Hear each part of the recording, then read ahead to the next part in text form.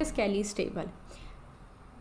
Basically what we do is we write the elements of the given set as the rows and columns of the table and operate the elements with the given binary operation. So for example, I have U10 here. The elements of U10 are written in the rows and columns of the table.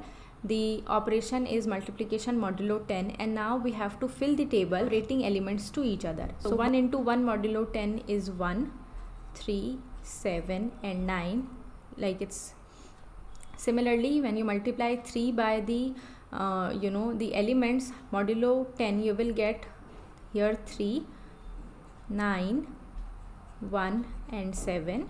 If you multiply 7 by the elements, you will get 7, 1.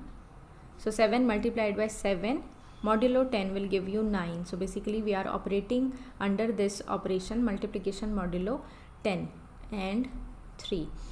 Lastly we have 9, 7, 3 and 1. To construct the Kelly's table, the next task is to understand or to check whether the elements that you just wrote are from the set or outside the set. So all these elements are from U10, and hence we say that the closure property is there. So basically if you have to check the closure property, you have to find out whether the elements in the table that you constructed just now, elements should belongs to the given set, right? Whatever set was given to you. Secondly, you have to check associativity of the operation. So basically associativity is a property of the operation, binary operation, right? Property of binary operation. And we know that multiplication modulo n is associative. To check associativity, so let us do it by an example. Suppose I am multiplying or I am finding the product of 7 and 9 first, and then with 10, 3. So you will get the result as you will look up to the table 7 and 9, you will get 3. So 3, and then the result is 9. If you now just move the brackets, you will get 3 into 7. So 3 into 7 will give you 1, and then with 9, so 1 with 9 will give you 9, right?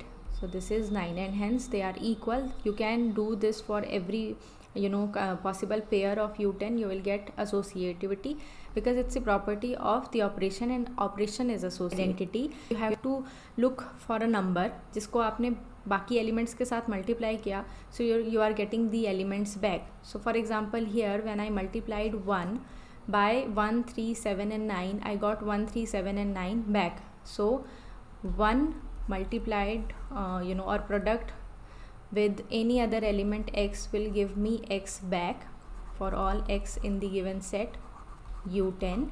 And similarly multiplication modulo 10, 1 will give you x. So 1 will become the identity of the group U10. And lastly I have to check about the inverses. So inverses, let's do them through the table only. In the table you have to first you have to find out the identity, I should say, and you have to circle them. So here is the identity. In the second row the identity is here, the third row and the fourth row. So now you can say that 1 is the inverse of 1, and it has to be because it's the identity. Then the inverse of 3 is 7, because when you took the product of 3 and 7, you get 1 back.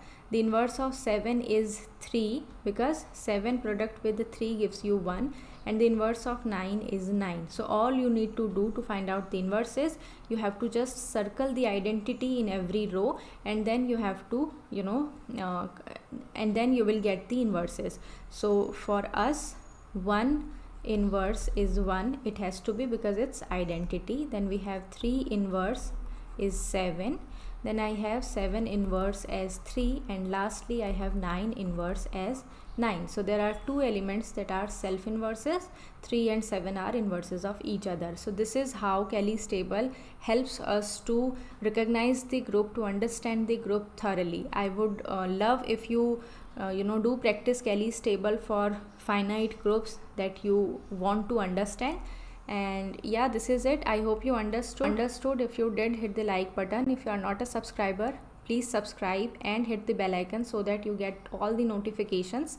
And yeah, we will be meeting in the next one. Till then, take care. Bye bye.